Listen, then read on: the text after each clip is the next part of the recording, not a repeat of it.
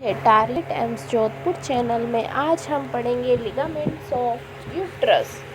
Uterus के कौन कौन से लिगामेंट होते हैं जो क्या करते हैं, यूट्रस को सपोर्ट देते हैं। Broad ligament, round ligament, trans cervical ligament, pubo cervical ligament, uterosacral ligament. कितने होते हैं? टोटल 5 होते हैं। ऐसे तो बहुत सारे होते हैं, लेकिन जो अपने नॉर्थ सेट एग्ज़ाम के पर्पस से कितने होते हैं जो हमें याद रखने हैं, वो होते हैं only 5। Broad, round, trans cervical, pubo cervical और utero cervical ligament. Broad ligament में क्या है? ब्रॉड लिगामेंट में largest ligament to support uterus, largest ligament होता है और सपोर्ट करता है यूट्रस से। ब्रॉड यानी नाम ही इसका ब्रॉड है, तो इसको याद करने का एक अच्छा तरीका है कि लार्जेस्ट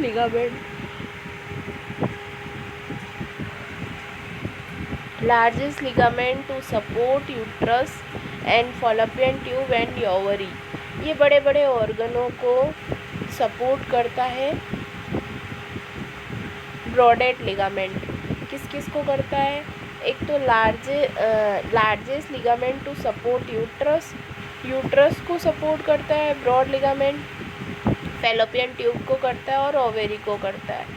और फिर ये फिर से है ना तीन से मिलकर बना होता है। इट कंटेन बाई 3 लिगामेंट, ये 3 लिगामेंट से मिलकर फिर से बनता है। ठीक है। मीजोमेट्रियम,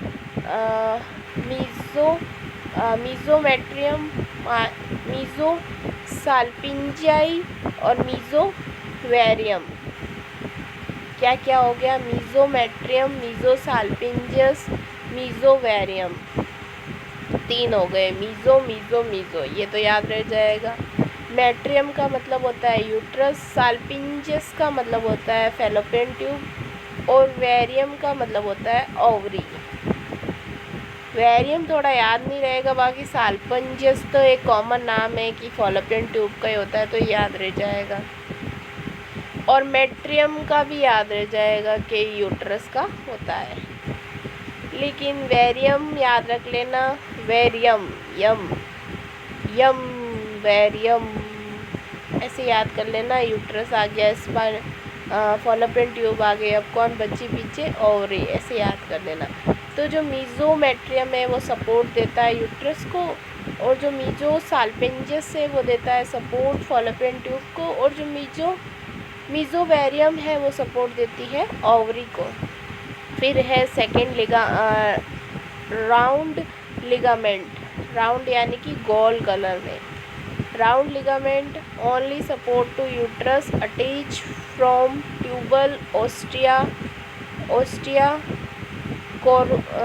कोरियोना of uterus, corners of uterus, और इसको यूट्रस हॉर्न भी कहते हैं, यूट्रस हॉर्न भी कहते हैं। ये क्या होते हैं? देखो ये डायग्राम बनाया हुआ है, देखो ये राउंड लिगामेंट में क्या होता है, एक इधर रहता है और एक इधर रहता है। ठीक है, क्या रहता है? सपोर्ट प्रदान करता है ओनली। और ये जो राउंड लिगामेंट है ये ओनली किसको सपोर्ट देता है? यूट्रस को। और ये अटैच रहता है, किससे अटैच मतलब कि पास में रहता है, तो ट्यूब ओस्टिया, क्या बोलेंगे? Tubal ostia corners of uterus, और इसको हम बोलते हैं यूट्राइन हॉर्न। अगर पूछे यूट्राइन हॉर्न में कौन सा लिगामेंट आता है, तो राउंड लिगामेंट। और पूछे राउंड लिगामेंट में क्या होता है, तो ये ओनली यूट्रस को सपोर्ट करता है और ट्यूबल ओस्टिया से जुड़ा होता है और कॉर्नर ऑफ यूट्रस है, और इसको यूट्रस हॉर्न भी कहते हैं। और इसको और क्या बोलते हैं? Pacemaker of the uterus भी बोलते हैं। यूट्रस में सपोर्ट बनाने वाला होता है, इसलिए इसको पेस मेकर ऑफ यूट्रस बोलते हैं। Trans cervical ligament, trans cervical ligament also known cardinal ligament. Trans cervical ligament में आल्सो कहना है कार्डियल लिगामेंट या वाइटल साइन। ये बहुत इम्पोर्टेंट है, इसको हम बोलते हैं कार्डियल लिगामेंट या vital sign. Trans cervical ligament also कहना है कार्डियल लिगामेंट या vital sign. Trans cervical ligament को हम कहते हैं कार्डियल लिगामेंट या vital sign. Trans cervical ligament को हम आल्सो कहना है cardinal ligament. Trans cervical, sorry मैं 2-3 बार इसलिए बोल रही हूँ ताकि आपको भी याद हो जाए और मुझे भी याद हो जाए, और मेनली याद होगा तभी एग्ज़ाम में सब होगा। तो ट्रांस सर्वाइकल लिगामेंट आल्सो कहना है, इसको हम बोलेंगे कार्डियल लिगामेंट, और ये होता है वाइटल साइन इसमें।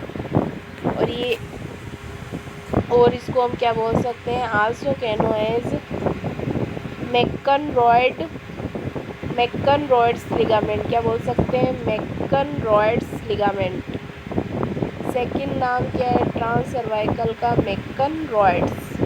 ठीक है। ट्रू सपोर्ट टू यूट्रस, अगर क्वेश्चन ये आए कि ट्रू सपोर्ट, वो तो सिर्फ सपोर्ट दे रहा था round ligament, only support to uterus, लेकिन जो ट्रांस सर्वाइकल है या मैकनडोनस लिगामेंट है वो क्या करता है, ट्रू सपोर्ट देता है यूट्रस को।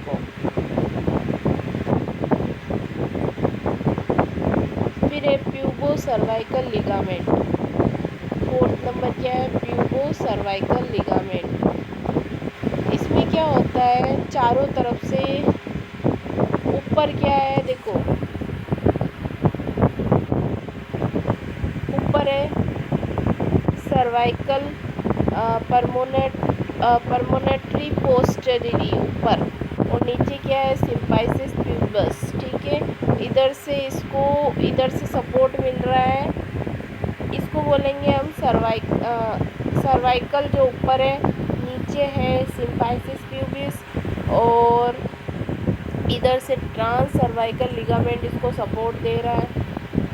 ठीक है। और प्रोमेट्री पोस्टीरियर सर्वाइकल के अंदर हो गया, और ये जो इधर वाला है इसको हम बोलेंगे सेक्रा यूट्रस लिगामेंट या यूट्रोसेक्रल। ठीक है।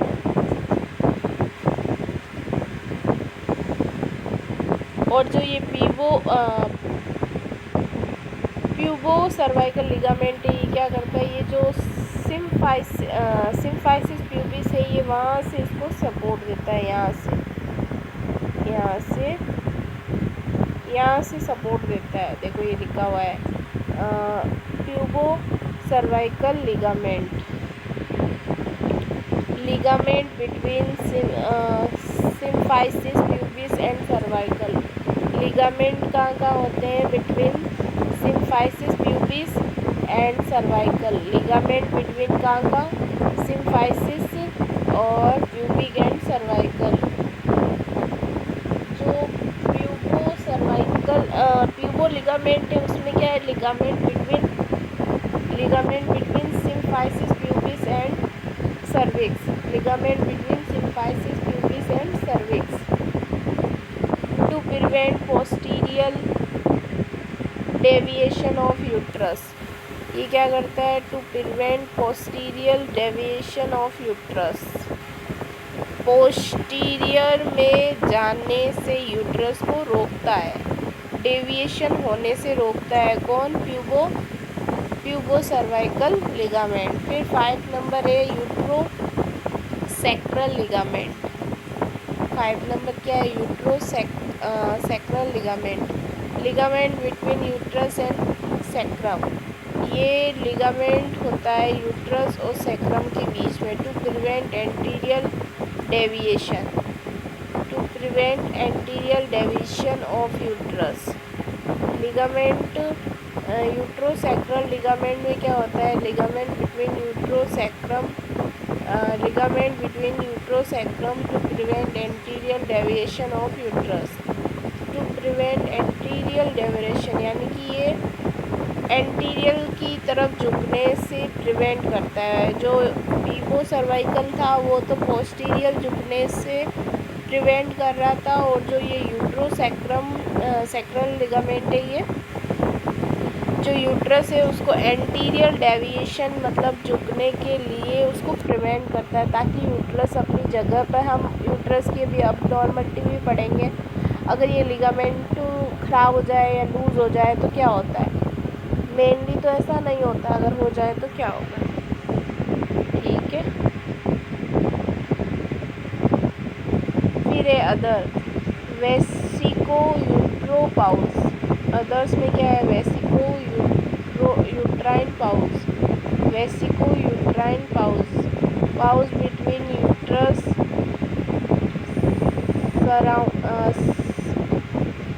Surrounding bladder.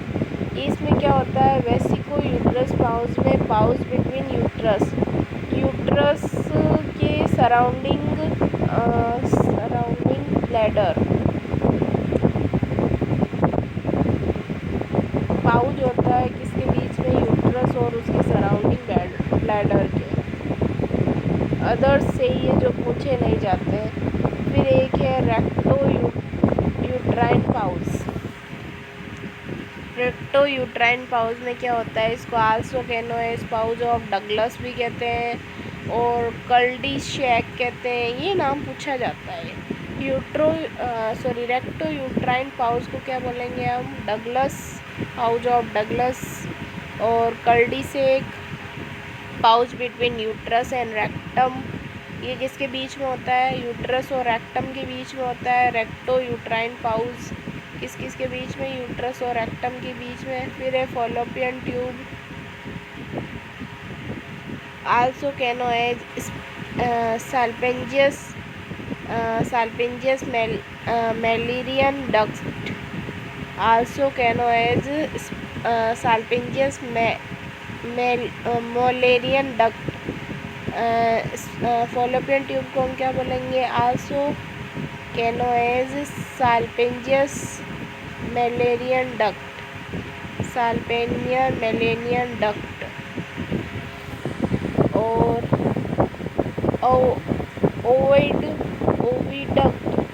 Oviduct uterine duct tube, length of fallopian tube 100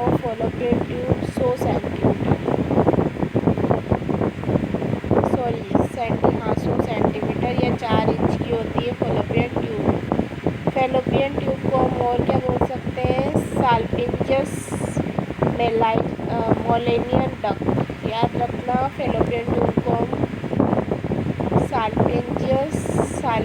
साल्पेंजियस मेलेनियन duct या ओविडक्ट भी बोलते हैं। यूट्राइन डक्ट ट्यूब की लेंथ कितनी होती है, 10 सेंटीमीटर या 4 इंच। 4 parts and 2 opening. जो फॉलोपियन ट्यूब होती है उसके अंदर 4 पार्ट्स होते हैं और 2 ओपनिंग होती है। Attachment from medullary to laterally, attachment होती है किसके साथ, medullary to laterally, attachment from medullary to laterally. Attachment किसके साथ हो जाएगी, मेडुलरी टू लैटरली। फिर है जो 4 पार्ट है फैलोपियन ट्यूब के, फर्स्ट है इंटरस्टिशियल, पहला पार्ट कौन है, इंटरस्टिशियल। सेकंड है इथमस, 4 है एम्पुला, 5 है इनफंडिबुलम। कौन कौन से नाम है, ये नाम याद रखना है। पहला है इंटरस्टिशियल, सेकंड है इस्थमस, 4 है एम्पुला, 5 है इनफंडिबुलम। ठीक है। फर्स्ट इंटरस्टिशियल है, उसको हम इंट्रामुरेलियल ट्यूब भी बोलते हैं, इंट्रामुरेलियन ट्यूब भी बोलते हैं, जो कि 1.25 सेंटीमीटर की होती है, यानी कि 1.5 सेंटीमीटर की, 1.5 सेंटीमीटर की होती है। और इसका डायामीटर 1 mm होता है इसका डायामीटर। इत्तमस कितना होता है, 2.5 सेंटीमीटर का होता है और 2 mm इसका डायामीटर होता है। एम्पुला सबसे बड़ा होगा तो इसका कितना हो जाएगा, 5 सेंटीमीटर हो जाएगा और 6 से 10 mm डायामीटर होगा। और एम्पुला में क्या होता है, फर्टिलाइजेशन होता है। Largest widest part of fallopian tube. Infundibulum में क्या होता है, 1.25 सेंटीमीटर या 6 mm होता है एंड इनफंडिबुलम में। इंटरस्टिशियल या इंट्रामस्कुलर ट्यूब। इंटरस्टिशियल 1.25 सेंटीमीटर और डायामीटर। इंट्रामुलेरियन ट्यूब या फिर इंटरस्टिशियल ट्यूब का 1 mm। Smallest part of fallopian tube, सबसे छोटा पार्ट, क्योंकि ये 1.5 सेंटीमीटर का ही है, 1.25, तो ये सबसे छोटा पार्ट है। Largest cervical change of ectopic pregnancy. और लार्जेस्ट सर्वाइकल चांसेस यानी कि जीवित रहने के चांसेस किसके अंदर है सबसे ज़्यादा, तो वो है इंटरस्टिशियल पार्ट के अंदर, क्योंकि यहाँ पे ना जो बच्चा रहेगा जाइगोट वो चिपकेगा तो उसको थोड़ा बहुत न्यूट्रिशन मिलता रहेगा। एनाटॉमिकली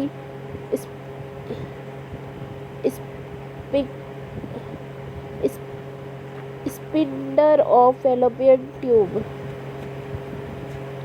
और इसको हम क्या बोलते हैं, जो फर्स्ट पास था हमारा इंट्रास्टिशियल, उसको हम एनाटॉमिकली स्पिंडर ऑफ फैलोपियन ट्यूब बोलते हैं। इतना बस। फिजियोलॉजिकली स्पिंडर ये है फिजियोलॉजिकली, और अगर एनाटॉमिकली पूछे तो कौन हो जाएगा, फर्स्ट हो जाएगा। और इतना बस क्या है, फिजियोलॉजिकली स्पिंडर है ऑफ फैलोपियन ट्यूब, और ये 2.5 सेंटीमीटर का होता है और इसका 2 डायमीटर होता है, 2 mm डायमीटर होता है। Most common side of rupture of ectopic pregnancy. Survival तो था इंटरस्टिशियल में, और इत्तमस में तो है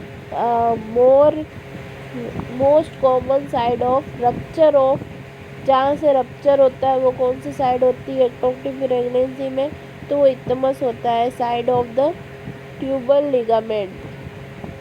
ओवम एंड स्पंज ना मिल पाए, साइड ऑफ ट्यूबल लिगामेंट। फिर एम्पुला, मतलब कट किया जाता है ना, ऑपरेशन किया जाता है जब, ताकि है ना फर्टिलाइजेशन ना हो, उसके लिए क्या किया जाता है,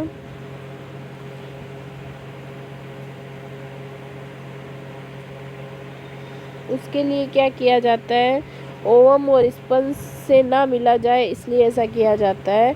वहाँ पे है ना दोनों फैलोपियन ट्यूब को काट के बांध दिया जाता है। फिर एम्पुला, यहाँ पे ओवम और स्पर्म मिलते हैं और फर्टिलाइजेशन होता है, और ये लार्जेस्ट एंड वाइएस्ट पार्ट होता है फैलोपियन ट्यूब का। Most common side of fertilization, most common side of ectopic pregnancy, most common side of genital tuberculosis. अगर ट्यूबरकुलोसिस हो, फर्टिलाइजेशन हो या मोस्ट कॉमन एक्टोपिक प्रेगनेंसी हो तो वो कहाँ होगी, एम्पुला में।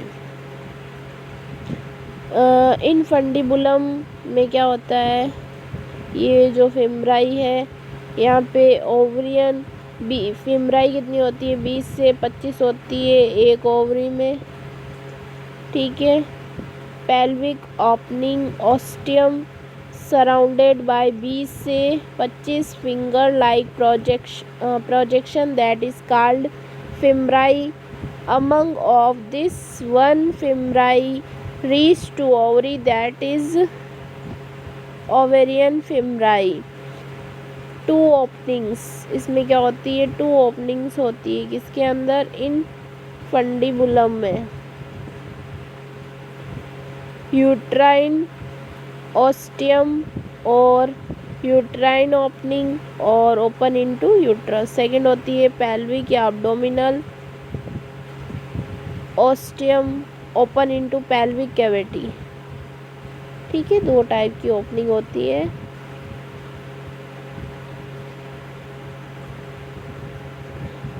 इन फंडिबुलम में first uterine ostium, uterine opening और इनके नाम है ना, यूट्राइन ओस्टियम बोल सकते हैं, ओपनिंग बोल सकते हैं, यूट्रस ओपन इनटू यूट्रस बोल सकते हैं।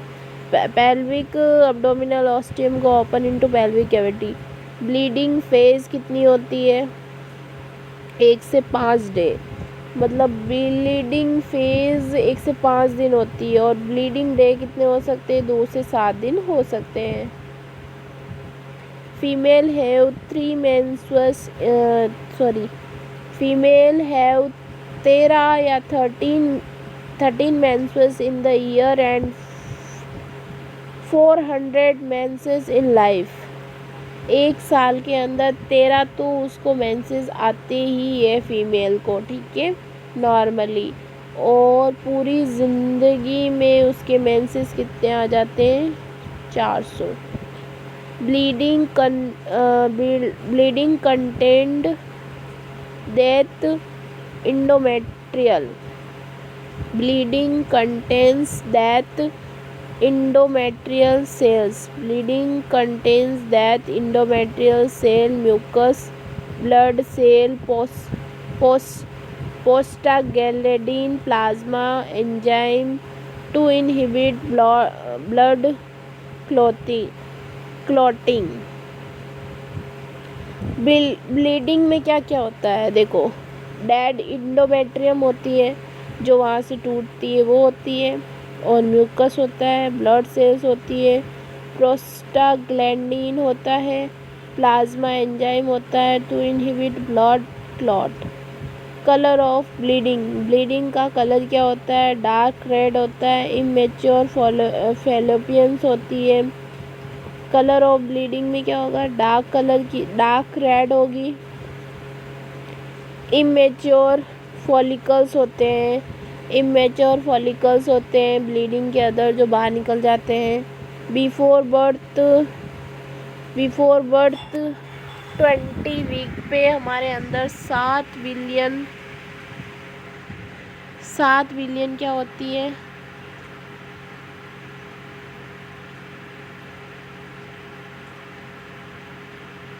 7 मिलियन जो हमारे अंदर वो ओवम्स होते हैं, ओवरी के अंदर वो फॉलिकल्स होते हैं, मतलब कि फॉलिकल्स होते हैं इमेच्योर बिफोर बर्थ 7 मिलियन, ठीक है। Immature follicles before birth 20 week पे 7 मिलियन होते हैं। फिर 8 बर्थ टाइम में कितने हो जाते हैं, 2 million.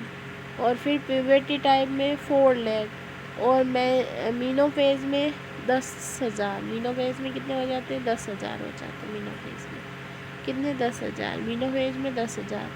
Organ changes during menstruation, organ changes during menstruation. Ovary changes phase, uterine changes phase. Ovary 28 day,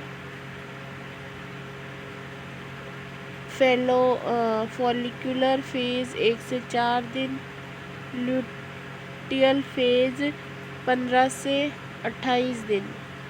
follicular phase कितनी होती है, 1 से लेके 4 दिन की, और ल्यूटियल फेज होती है 15 से लेके 28 दिन की, ठीक है। ब्लीडिंग फेज कितनी होती है, 1 से 5 डे, यानी कि ब्लीडिंग फेज 1 से 5 डे होगी ब्लीडिंग। और प्रोलिफेरेटिव फेज होती है 6 से 14 दिन। जो प्रोलिफेरेटिव फेज होती है वो 6 से 14 दिन होती है। और जो सिक्रेटरी फेज होती है वो 15 से 18 होती है, जिसको हम लुटियल फेज भी कहते हैं। ओवरियन चेंजेस क्या होता है, फॉलिक्यूल्स फेज में 1 से 14 दिन। ठीक है। First half of menstrual cycle, formation of mature follicles और ग्राफियन फॉलिक्यूल्स। डी ग्राफियन या डिटेस्ट फिजिशियन, first till ovulation 14 days priority before to next menstrual cycle। 14 day प्राय 14 डे पहले से क्या होता है, नेक्स्ट मेंस्ट्रुअल साइकिल आता है, उससे पहले हमारा ओवुलेशन होता है। ओवुलेशन कब होता है, नेक्स्ट मेंस्ट्रुअल साइकिल आने से 14 दिन पहले मेंस्ट्रुअल साइकिल ओवुलेशन होता है 14 डे पे। 32 है किसी का मेंस्ट्रुअस, तो उसमें कब ओवुलेशन होगा, 18 दिन पे। Follicles phase 1 to 18 day luteal phase हो जाएगी 19 से 32, और ड्यूरेशन ऑफ मेंस्ट्रुअल साइकिल अगर 22 दिन है तो ओवुलेशन होगा 8 डे पे। फॉलिक्यूल्स फेज होगी 1 to 8 डे और ल्यूटियल फेज होगी 9 से 22 दिन।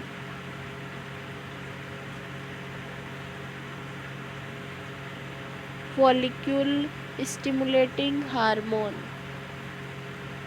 फॉलिक्यूल स्टिमुलेटिंग हार्मोन्स FSH क्या करता है, स्टिमुलेट करता है हार्मोन्स को, ओवुलेशन कराता है। इमेच्योर फॉलिक्यूल्स होते हैं 2 mm के, उन पे काम करता है कौन, FSH। फिर उनको मैच्योर फॉलिक्यूल्स बनाता है जो कि 20 mm के हो जाते हैं। फिर उनको ग्राफियन फॉलिकल्स भी बोलते हैं। फिर मैच्योर या ग्राफियन फॉलिकल्स पे एस्ट्रोजन आता है और LH काम करता है। फिर रैप्चर ऑफ ग्राफियन फॉलिकल्स हो जाते हैं और रिलीज ऑफ सेकेंडरी oocyte या ओवम। ठीक है, अगर ऐसे हो जाता है। फिर अगर फर्टिलाइजेशन हो तब तो प्रेगनेंसी होगी, और नहीं हो तो मेंस्ट्रुअल साइकिल हो जाती है। जैसे कि यहाँ है 1 से 14 दिन तक फॉलिक्यूल्स फेज, फिर उसके बाद मेनली ल्यूटियल फेज, फिर अगली आती है ल्यूटियल फेज। ये क्या थी अपने पास, ओवुलेशन था। फिर कैसे मैच्योर होते हैं, सेकेंड ल्यूटियल फेज देखते हैं हम। ये है ब्लीडिंग फेज के बाद ल्यूटियल फेज है अपने पास 15 से 28 दिन की। इसमें क्या होता है, फॉर्मेशन ऑफ कॉर्पस लूटियम। इसमें क्या होता है, फॉर्मेशन होता है कॉर्पस लूटियम का। Corpus luteum rupture piece of Graafian follicles. Corpus luteum क्या होता है, rupture piece of Graafian follicles. 2 half of menstrual cycle post ovulatory phase बोलते हैं इसको। 22 डे वाली वुमेन में कितना हो जाएगा, 9 डे पे होगा। ठीक है। स्टेबल फेज होती है, फिक्स्ड फेज होती है, फर्स्ट से 28 दिन के बीच की यही होती है। ठीक है। कॉर्पस लूटियम सीक्रेट प्रोजेस्टेरॉन, जो कॉर्पस लूटियम है वहाँ पे बना हुआ हो गया, सीक्रेट करेगा प्रोजेस्टेरॉन जो कि मोर अमाउंट में करेगा, और एस्ट्रोजन हार्मोन जो कि कम अमाउंट में करेगा, लेस अमाउंट में तो एस्ट्रोजन और मोर अमाउंट में प्रोजेस्टेरॉन, कौन, जो वहाँ पे कॉर्पस लूटियम बना हुआ है। फिर है फैट ऑफ कॉर्पस। क्या क्या है कॉर्पस के बारे में, फैट्स। इफ फर्टिलाइजेशन अकर तो कॉर्पस लूटियम क्या करेगा, कॉर्पस ग्रेविटस में बन जाएगा। कॉर्पस से जो क्या बन जाएगा, कॉर्पस ग्रेविटस में बन जाएगा या कॉर्पस वेरियम में बन जाएगा। टिल 3 मंथ तक कंटिन्यू रहेगा। अगर कॉर्पस लूटियम को फर्टिलाइजेशन हो जाए, उसका प्रेगनेंसी कंसीव हो जाए, तो वो क्या करता है, अपना काम शुरू करता है। वो कॉर्पस ग्रेविटल्स में बन जाता है, कॉर्पस वेरियम में बदल जाता है और टिल 3 मंथ तक कंटिन्यू रहता है। इफ़ फर्टिलाइजेशन नॉट अकर, अगर फर्टिलाइजेशन नॉट अकर होता है तो corpus luteum, if fertilization not occur तो कॉर्पस लूटियम 21 से 22वें दिन क्या हो जाता है, कॉर्पस हार्मोनीजियम होता है और कॉर्पस मेंसस में बदल जाता है और रेड और पिंक कलर में फिर बाहर आ ही जाता है, दिख जाता है। ये एक शब्द है ल्यूटो ल्यू ल्यूटोलाइसिस, यानी कि ल्यूटियम कॉर्पस एल्बी एल्बिकेट। फिर क्या होता है 26 से 28वें दिन क्या करता है कॉर्पस क्या करता है कंटेंट वाइट कलर। फिर कॉर्पस क्या कर जाता है वाइट कलर में हो जाता है 26 से 28 दिन अगर फर्टिलाइजेशन नहीं हो। फिर क्या हो जाता है यूट्राइन चेंजेस होने लग जाते हैं, उनको पता चल जाता है कि भाई अब फर्टिलाइजेशन तो हुआ नहीं है। 26 से 28 दिन में क्या हो जाता है कार्पस कैंडिकस यानी कि वाइट कलर हो जाता है। फिर यूट्राइन चेंजेस क्या होते हैं bleeding phase, also known as period menses या फिर केटामेनियस। 1 से 5 दिन होता है, एक्सटेंड अप टू 7 दिन, एक्सटेंड हो जाता है अप टू 7 डेज। 26 से 28 दिन का होता है ये ब्लीडिंग फेज 26 से 28। हाँ, अगर किसी का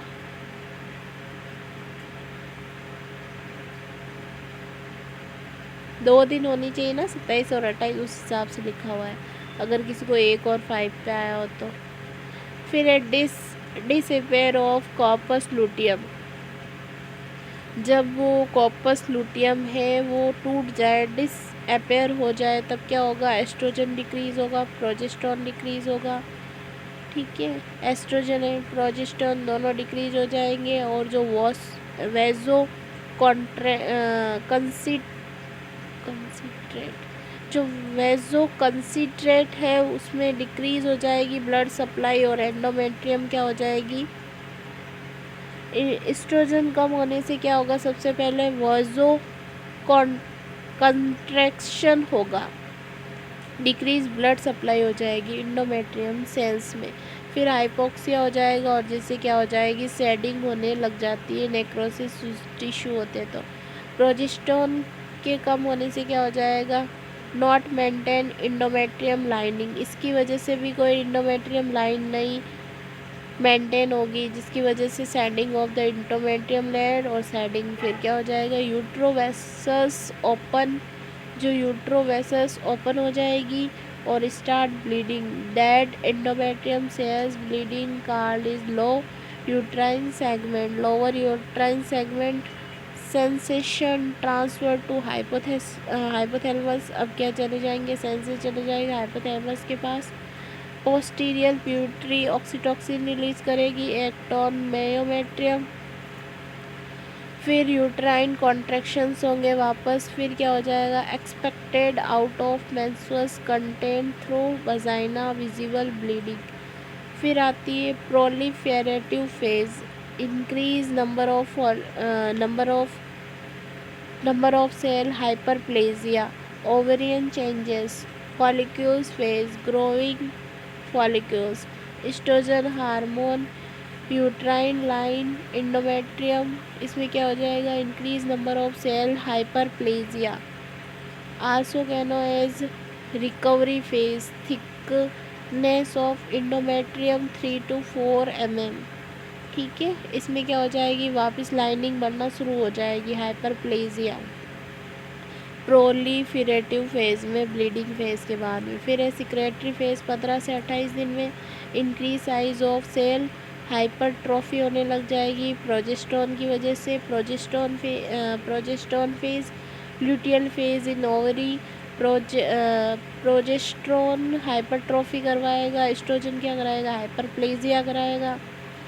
it the end of this phase thickness of endometrium कितनी हो जाएगी 10 से 12 mm। Also known as preparing phase, वापस ये प्रिपेयरिंग फेज आ गई, इसमें क्या हो जाएगा प्रिपेयर फॉर प्रेगनेंसी, तो क्या हो जाएगा increase size of endometrium layer.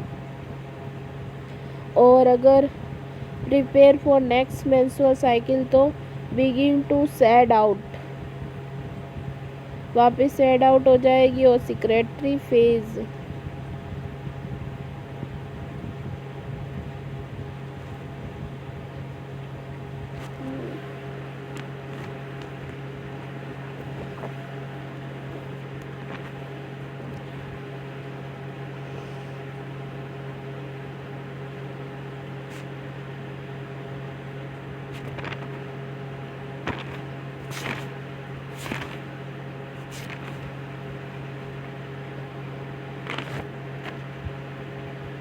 अगर देखो प्रिपेयर हो जाएगा तो इंक्रीज हो जाएगी एंडोमेट्रियम की लेयर, और नहीं तो बिगिन टू सेड आउट होने के लिए भी तैयार हो जाएगी।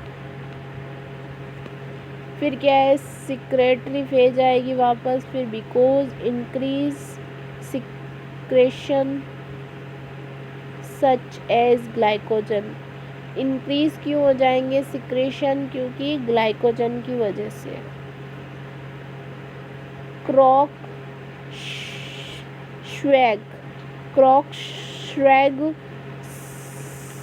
सेप्ट endometrium early secretory phase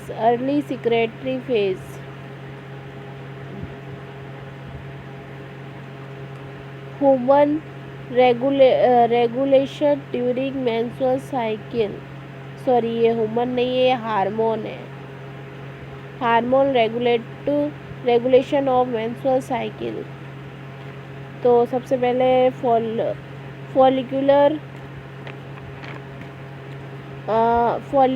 phase में तो FSH होता है, ओवुलेशन के लिए LH होता है, ल्यूटियल फेज के लिए भी LH, ब्लीडिंग फेज के लिए प्रोजेस्टेरॉन एस्ट्रोजन, और प्रोलिफरेटिव फेज के लिए एस्ट्रोजन, और सिक्रेटरी फेज के लिए एस्ट्रोजन और प्रोजेस्टेरॉन, दोनों mainly progesterone. Oestrogen regulate menstrual cycle. Progesterone responsible to begin bleeding phase, और progesterone hormone to maintain endometrium lining during pregnancy.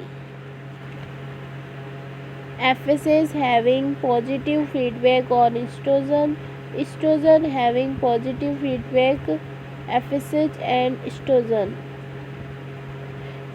देखो एक डायग्राम बनाया है, FSH और एस्ट्रोजन क्या करेंगे, फॉलिक्यूल्स पे वो करेंगे, स्टिमुलेट करेंगे। FSH बढ़ेगा तो एस्ट्रोजन भी बढ़ेगा, लेकिन एस्ट्रोजन बढ़ेगा तो LH बढ़ेगा, लेकिन FSH कम होगा। पीक लेवल ऑफ एस्ट्रोजन कब होता है, 12वें दिन, और LH सर्च कब होता है, 32 से 36 hour before ovulation. Peak level of LH search 10 से 12 hour before ovulation. LH having positive feedback on progesterone having negative feedback on LH if fertilization not occur. Pre-ovulatory phase में क्या हो जाता है, FSH बहुत ज़्यादा हो जाता है, LH भी होता है, एस्ट्रोजन हार्मोन, ये सब क्या होता है, लगभग ज़्यादा ही होते हैं। और पोस्ट ओवुलेशन फेज में क्या हो जाता है, इंक्रीज प्रोजेस्टेरॉन इंक्रीज हो जाता है। Peak level of progesterone 21 day, ठीक है। फिर एस्ट्रोजन क्या हो जाता है, पीक लेवल पे हो जाता है 12वें दिन। प्रोजेस्टेरॉन पीक लेवल होता है 21वें दिन। LH सर्च होता है 32 से 36 आवर बिफोर ओवुलेशन।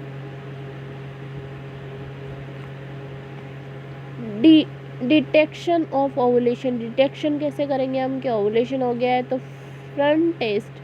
फन यानी कि पंख नहीं होता है किसी भी पक्षी का, कबूतर का, तो उस टाइप में। Take cervical mucus ovulatory day visual under microscope, under microscope पे देखेंगे, फन लाइक पैटर्न प्रेजेंट होगा, इंडिकेशन ओवुलेशन हुआ है।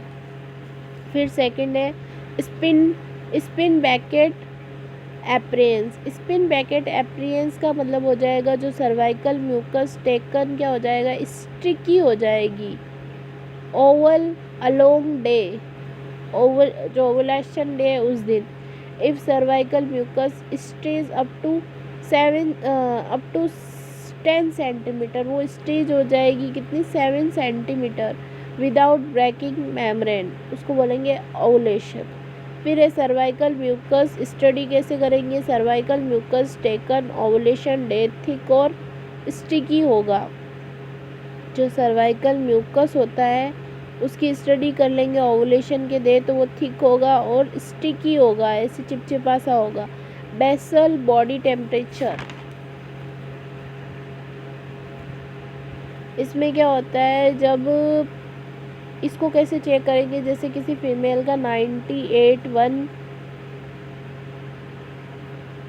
टेम्परेचर है तो प्रोजेस्टेरोन इंक्रीज होगा और ओवुलेशन के दिन क्या हो जाएगा, उसका टेम्परेचर थोड़ा सा इंक्रीज हो जाएगा।